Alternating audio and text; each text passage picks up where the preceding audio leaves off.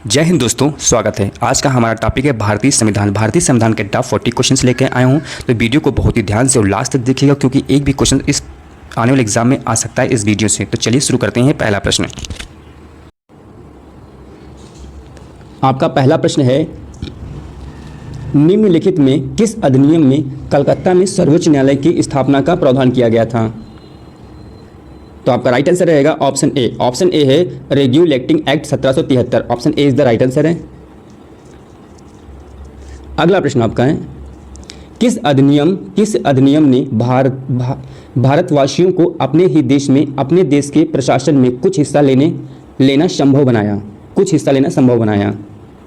तो आपका right answer रहेगा ऑप्शन ए। ऑप्शन ए है charter act 1833। Option A is the right answer है। अगर आपको वीडियो अच्छी लगी तो चैनल को सब्सक्राइब कीजिएगा और वीडियो को भी लाइक कर दीजिएगा। अगला प्रश्न है, निम्नलिखित में किस अधिनियम ने केंद्र में द्विशासन प्रणाली को स्थापित किया गया? किस अधिनियम के द्वारा? तो आपका राइट आंसर रहेगा ऑप्शन ए, भारत शासन अधिनियम 1935। Option A is the right answer है आपका। अगला प्रश्न आपका वेरी मोस्ट इंपॉर्टेंट है, भारतीय विधान पालिका प्रथम बार द्विसदनी बनाई गई? तो आपका राइट आंसर रहेगा ऑप्शन सी, 1919 के भारत सरकार अधिनियम द्वारा। Option C is the right answer है आपका। अगला प्रश्न आपका है वेरी मोस्ट इंपॉर्टेंट है प्रश्न, राष्ट्रपति की अध्यादेश निर्गत करने की शक्ति प्रेरित है? तो आपका राइट आंसर रहेगा ऑप्शन बी, भारत सरकार अधिनियम 1935। Option B is the right answer है आपका। अगला प्रश्न आपका है, एक संघीय व्यवस्था और केंद्र में द्विशासन भारत में लागू किया गया था? तो आपका राइट आंसर रहेगा ऑप्शन सी, 1935 के अधिनियम के द्वारा। जितने भी क्वेश्चंस मैंने लिए वेरी मोस्ट इंपॉर्टेंट प्रश्न है, ये वीडियो को बहुत ही ध्यान से और लास्ट तक देखिएगा। अगला प्रश्न है 1935 का गवर्नमेंट ऑफ इंडिया एक्ट क्यों महत्वपूर्ण है? ये वेरी मोस्ट इंपॉर्टेंट है आपका। तो आपका राइट आंसर क्या है? यह भारतीय संविधान का प्रमुख स्रोत है, इसलिए वेरी मोस्ट इंपॉर्टेंट प्रश्न है। 1935 गवर्नमेंट ऑफ इंडिया एक्ट जो है ये एक भारतीय संविधान का प्रमुख स्रोत था। Option A is the right answer है आपका। अगला प्रश्न आपका है, एक निर्वाचित संविधान सभा द्वारा भारत के संविधान का निर्माण करने का प्रस्ताव किया गया था? तो आपका राइट आंसर होगा क्रिप्स मिशन द्वारा। Option C is the right answer है आपका। अगला प्रश्न आपका है, भारतीय संविधान सभा का गठन किया गया था? भारतीय संविधान सभा का गठन किया गया था, वेरी मोस्ट इंपॉर्टेंट प्रश्न आपका है। तो आपका राइट आंसर रहेगा कैबिनेट मिशन योजना 1946 के अंतर्गत भारतीय संविधान का गठन किया गया था, यानी option C is the right answer है आपका। अगला प्रश्न आपका है, निम्नलिखित में कौन अगस्त 1946 में गठित प्रथम अंतरिम राष्ट्रीय सरकार का सदस्य नहीं था? तो आपका राइट आंसर रहेगा option C, doctor S Radhakrishnan. Option C is the right answer है आपका। अगला प्रश्न आपका वेरी मोस्ट इंपॉर्टेंट, प्रथम अंतरिम राष्ट्रीय सरकार की घोषणा की गई, यानी पहली अंतरिम राष्ट्रीय सरकार की घोषणा की गई थी? तो आपका राइट आंसर होगा 24 अगस्त 1946। Option A is the right answer है आपका। अगला प्रश्न आपका है, संविधान सभा में सदस्यों का चुनाव कैसे हुआ था? यानी संविधान जो सभा थी उसमें सदस्य जो चुन के आते थे कैसे चुना गया था? तो आपका राइट आंसर होगा प्रांतीय सभाओं द्वारा। पहले प्रांतों में डिवाइड था तो प्रांतीय सभाओं द्वारा चुने गए थे सब। Option D is the right answer है आपका। अगला प्रश्न वेरी मोस्ट इंपॉर्टेंट प्रश्न है आपका है, संविधान सभा की प्रथम बैठक की अध्यक्षता किसने की थी? यानी जो पहली बैठक हुई थी उसका अध्यक्षता किसने की थी? ये प्रश्न आपसे पूछा है। तो आपका राइट आंसर रहेगा option C, Sachchidananda Sinha, doctor Sachchidananda Sinha. Option C is the right answer है आपका। अगला प्रश्न आपका है, भारतीय संविधान सभा के उद्घाटन अधिवेशन की अध्यक्षता किसने की? जिसने उद्घाटन हो रहा था उसकी अधिवेशन की अध्यक्षता किसने की? यह प्रश्न पूछा आपसे। तो आपका राइट आंसर होगा डॉक्टर सच्चिदानंद सिन्हा द्वारा। Option B is the right answer है आपका। अगला प्रश्न वेरी मोस्ट इंपॉर्टेंट प्रश्न है, भारतीय संविधान सभा की स्थापना की गई? प्रश्न है भारतीय संविधान सभा की स्थापना की गई थी? तो आपका राइट आंसर होगा 9 दिसंबर 1946 को भारतीय संविधान सभा की स्थापना की गई थी।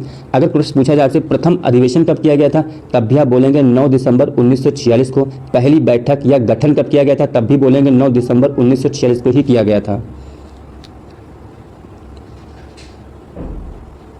अब प्रश्न आपसे अगर ये पूछता भारतीय संविधान बनाने में कुल संविधान सभा के अधिवेशनों की संख्या कितनी थी, तो आपकी होती 12, ये भी ध्यान रखिएगा। और भारत की संविधान सभा की अंतरिम बैठक कब हुई थी, तो 24 जनवरी 1950 को हुई थी। और इसको एक मतलब क्वेश्चन अगर ये पूछता है कि भारत की जो संविधान सभा की थी जो अंतिम बैठक कब हुई थी, अंतरिम बैठक कब हुई थी, तो 24 जनवरी 1950 को। अगर आपसे प्रश्न पूछता है कि भारत के संविधान को निर्माण करने में कितना समय लगा था, तो 2 वर्ष 11 माह 18 दिन लगा था। ये भी आप नोट डाउन कर लीजिएगा। अगला प्रश्न आपका है, भारत को एक संविधान देने का प्रस्ताव संविधान सभा द्वारा पारित किया गया था। तो आपका राइट आंसर रहेगा ऑप्शन बी 22 जनवरी 22, यानी दिन था 22 जनवरी और सन था 1947, यानी option B is the right answer है आपका। नोट, 22 जनवरी 1947 को संविधान सभा द्वारा भारत को एक संविधान देने का उद्देश्य प्रस्ताव पारित किया गया था। उद्देश्य प्रस्ताव को 13 दिसंबर 1946 को संविधान सभा में पंडित जवाहरलाल नेहरू ने पेश किया। क्वेश्चन पूछा था कि संविधान सभा का उद्देश्य प्रस्ताव किसने पेश किया, तो पंडित जवाहरलाल नेहरू ने ही प्रस्ताव को पेश किया था। ये आप भी, इसमें 2 क्वेश्चन आपको मिल गए। अगला प्रश्न आपका है, भारतीय संविधान के निर्माण के समय संवैधानिक सलाहकार कौन था, उसका संवैधानिक सलाहकार कौन था, तो आपका राइट आंसर होगा BN Rao. Option C is the right answer, क्या है, BN राव। अगला प्रश्न आपका वेरी मोस्ट इंपॉर्टेंट, भारतीय संविधान का प्रथम प्रारूप तैयार किया गया था, यानी भारतीय संविधान का प्रथम जो प्रारूप था किसने तैयार किया था, तो आपका राइट आंसर क्या रहेगा, ऑप्शन बी BN राव द्वारा। अगला प्रश्न आपका वेरी मोस्ट इंपॉर्टेंट है, भारत का संविधान पूर्ण रूप से तैयार हुआ, भारत का जो संविधान था उस पूर्ण रूप से कब तैयार किया गया था, ये प्रश्न आपसे पूछा है। तो आपका राइट आंसर होगा 26 नवंबर 1949, यानी option B is the right answer है आपका। अगला प्रश्न आपका है वेरी मोस्ट इंपॉर्टेंट है, भारतीय संविधान दिवस मनाया जाता है। प्रश्न पूछता है कि भारतीय संविधान दिवस कब मनाया जाता है, हर साल मनाया जाता है। तो आपका राइट आंसर क्या रहेगा, ऑप्शन बी है 26 नवंबर। आपको एक प्रश्न और बता देता हूं कि भारतीय संविधान सभा में जो कुल महिलाओं की संख्या थी, जो सदस्य थे, वो टोटल 15 थी। ये भी ध्यान रखिएगा आपको। नोट, भारतीय संविधान दिवस 26 नवंबर को मनाया जाता है। भारतीय संविधान 26 नवंबर 1949 को बनकर पूरी तरीके से तैयार हो गया, संविधान सभा द्वारा अंगीकृत हुआ उसी दिन। इसके कुछ प्रावधान इसी दिन लागू कर दिए गए थे, जबकि जिसके फलस्वरूप संविधान यानी इस दिन संविधान दिवस के रूप में मनाया जाता था, इसीलिए 26 नवंबर को। जबकि भारतीय संविधान 26 जनवरी 1950 को पूर्ण रूप से लागू किया गया और 26 जो जनवरी है गणतंत्र दिवस के रूप में मनाया जाता था। यह भी आपको पता होना चाहिए। अगला प्रश्न वेरी मोस्ट इंपॉर्टेंट प्रश्न है, संविधान सभा की प्रांतीय संविधान समिति का अध्यक्ष कौन था। संविधान सभा का जो प्रांतीय संविधान समिति का अध्यक्ष कौन था, प्रश्न पूछा आपसे। तो आपका राइट आंसर होगा Pandit Jawaharlal Nehru. Option B is the right answer है। वेरी मोस्ट इंपॉर्टेंट प्रश्न है, एग्जाम में आ सकता है। कुछ प्रश्न है, इसको भी नोट डाउन कर लीजिए। प्रश्न है, संघीय संविधान समिति का अध्यक्ष कौन था, पंडित जवाहरलाल नेहरू जी थे। प्रक्रिया विषयक नियमों संबंधी समिति के अध्यक्ष कौन थे, डॉक्टर राजेंद्र प्रसाद थे। संचालन समिति कौन थे, डॉक्टर राजेंद्र प्रसाद जी थे। प्रारूप समिति का अध्यक्ष कौन था, भीमराव अंबेडकर साहब जी थे। मौलिक अधिकार अल्पसंख्यक एवं जनजाति और उपवर्जित क्षेत्र संबंधी सलाहकार समिति का अध्यक्ष कौन था, वो सरदार वल्लभ भाई पटेल थे। ये प्रश्न आते हैं, इसलिए मैंने इनको नोट डाउन कर लिया था कि ये भी आपको बता दें। मूल अधिकार उप समिति, उसने पूछा मूल अधिकार उप समिति, तो जे बी कृपलानी। अल्पसंख्यक उप समिति HC मुखर्जी। संघीय शक्ति संबंधी समिति कौन था, पंडित जवाहरलाल नेहरू थे। प्रांतीय संविधान समिति के अध्यक्ष कौन थे, सरदार वल्लभ भाई पटेल जी थे। कार्य संचालन संबंधी समिति कौन थे, KM मुंशी थे। आपको इतना जरूर याद रखना है, वेरी मोस्ट इंपॉर्टेंट प्रश्न आपके ये हैं। अगला प्रश्न इसने पूछा है, भारतीय राजनीतिक व्यवस्था में इनमें से कौन सर्वोच्च है। भारतीय राजनीतिक व्यवस्था में इनमें से कौन सर्वोच्च है, तो आपका राइट आंसर रहेगा भारत संविधान ही सर्वोच्च है। ये भी क्वेश्चन कई बार पूछा गया है, नोट डाउन कर लीजिए। अब संविधान का स्रोत कौन चीज़ कहाँ से ली गई है, ये भी क्वेश्चन एग्जाम में अक्सर पूछता है। मूल अधिकार, पहला है मूल अधिकार, तो संयुक्त राज्य अमेरिका से लिया गया है। शासन की संसदीय प्रणाली, ये ग्रेट ब्रिटेन UK से लिया गया है। आपात उपबंध, ये जर्मनी जर्मनी का वाइमर संविधान से लिया गया है। ठीक है। राजनीति के निर्देशक तत्व ये आपके आयरलैंड के संविधान से लिया गया है। मंत्रिमंडलीय सरकार ब्रिटिश संविधान से लिया गया है। केंद्र और राज्य के संबंध में तो एक कनाडा के संविधान से लिया गया है। विधि का शासन ये इंग्लैंड से लिया गया है। विधि द्वारा स्थापित प्रक्रिया यानी विधि का शासन एक अलग और विधि के द्वारा स्थापित प्रक्रिया दो अलग अलग पॉइंट हैं। तो विधि का शासन जो है ये इंग्लैंड है आपका, और विधि के द्वारा स्थापित प्रक्रिया एक जापान है। ये भी वेरी मोस्ट इंपॉर्टेंट, इसको भी नोट डाउन आप करते रहिए। अगला है राष्ट्रपति के विचारार्थ राज्यपाल द्वारा, ये कनाडा, विधेयक सुरक्षित रखना है। तो ये कहाँ से है? कनाडा है। यानी राष्ट्रपति के जो विचारार्थ हैं राज्यपाल द्वारा विधेयक सुरक्षित रखना, ये आपका कनाडा से लिया गया है। संघ और राज्य संबंधों की समर्थित प्रश्न, समर्थित सूची कहाँ से ली गई? तो आपका ऑस्ट्रेलिया बोलेंगे आप। भारत राज्यों का संघ है तथा संघ जो संघ का यहाँ पे गलत है, संघ में अधिक शक्ति निहित है, ये कनाडा से लिया गया है। मतलब भारत जो है राज्यों का संघ है तथा संघ में अधिक शक्ति निहित है, तो आपका एक कनाडा से लिया गया है। संविधान संशोधन ये वेरी मोस्ट इंपॉर्टेंट है, ये साउथ अफ्रीका से लिया गया आपका। संविधान की उद्देशिका का विचार, न्यायिक पुनर्वलोकन, न्यायपालिका लोकन। ठीक है। न्यायपालिका की स्वतंत्रता, मूल अधिकार, उपराष्ट्रपति का पद, राष्ट्रपति पर महाभियोग और उच्चतम न्यायालय तथा उच्चतम न्यायालय के न्यायाधीशों को हटाए जाने की उपबंध ग्रहण किए गए, ये जितने भी पॉइंट हैं सब अमेरिका से लिया गया। वेरी मोस्ट इंपॉर्टेंट, आप इसको बहुत नोट डाउन कर लीजिएगा सभी लोग। अगला है एकल नागरिकता, द्विसदनीय प्रणाली, संसदीय विशेषाधिकार और संविधान द्वारा संसदीय शासन पद्धति, ये सब ब्रिटेन से लिया गया। अगर पूछे एकल नागरिकता किस संविधान का स्रोत कहाँ से लिया गया, तो ब्रिटेन।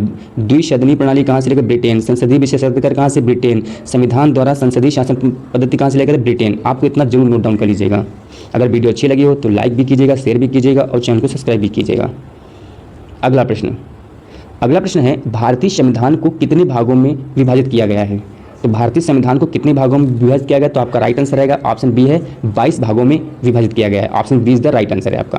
तो आप देख लीजिए भारतीय संविधान के प्रमुख भाग, मैंने बहुत ही जो इंपॉर्टेंट भाग मुझे वही मैंने नोट डाउन कर लिए हैं। पहले भाग में क्या कहा गया है? संघ और उसका राज्य क्षेत्र आता है, ये पहला भाग है आपका। दूसरे भाग में आपकी नागरिकता है। तीसरे भाग में आपका मौलिक अधिकार है। चौथे भाग में राज्य के नीति निर्देशक तत्व हैं आपके।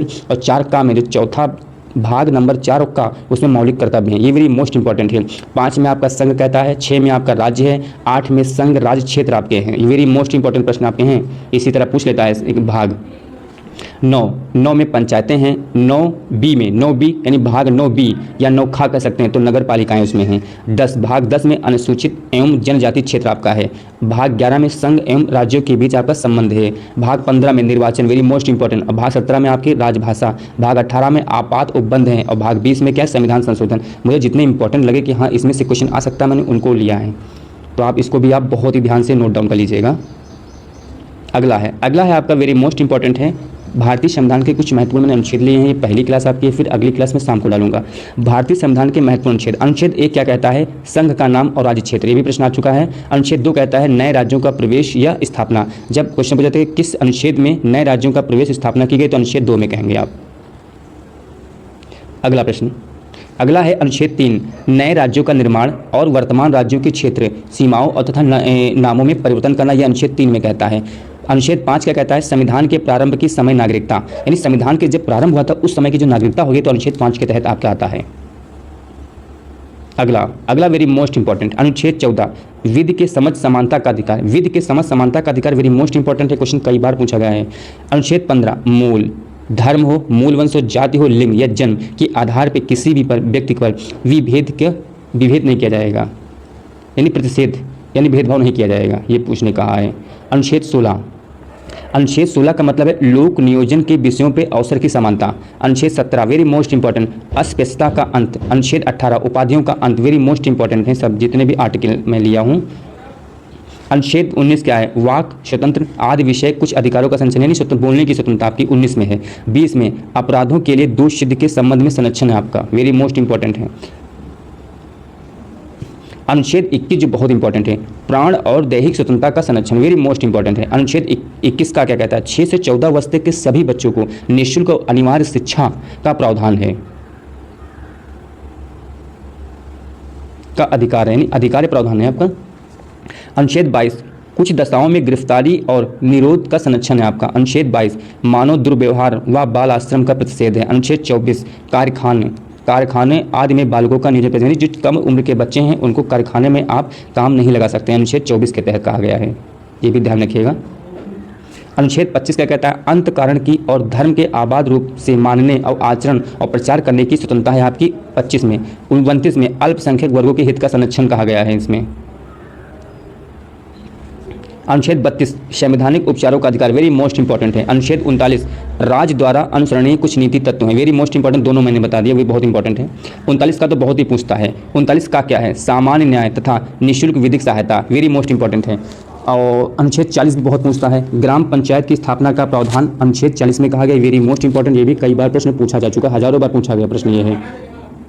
अगला प्रश्न आपका है, कुछ दशाओं में काम, शिक्षा और लोक सहायता पाने का अधिकार है, ये अनुच्छेद 41 में कहा गया है। अनुच्छेद 43 का क्या है, सहकारी समितियों का संवर्धन है। अनुच्छेद 44 वेरी मोस्ट इंपॉर्टेंट, अनुच्छेद 44 आपका है, बहुत इंपॉर्टेंट प्रश्न आपका है। नागरिकों के लिए एक समान सिविल संहिता यूनिफॉर्म सिविल कोड का प्रावधान किया गया था, अनुच्छेद 44 में कहा गया है। अनुच्छेद 45 6 वर्ष से कम आयु के बच्चों की जो बाल्यावस्था की देखभाल होती है उसका शिक्षा के लिए भी प्रावधान किया गया है, अनुच्छेद 45 में। अनुच्छेद 48 क्या कहता है कि पर्यावरण का संरक्षण और संवर्धन एवं वन तथा वन जीवों की रक्षा करना, ये अनुच्छेद 48 का में कहा गया है। तो वीडियो आपको कैसा लगा, अच्छा लगा चैनल को सब्सक्राइब कीजिएगा, वीडियो को पूरा बहुत ध्यान से देखिएगा। तो जय हिंद दोस्तों।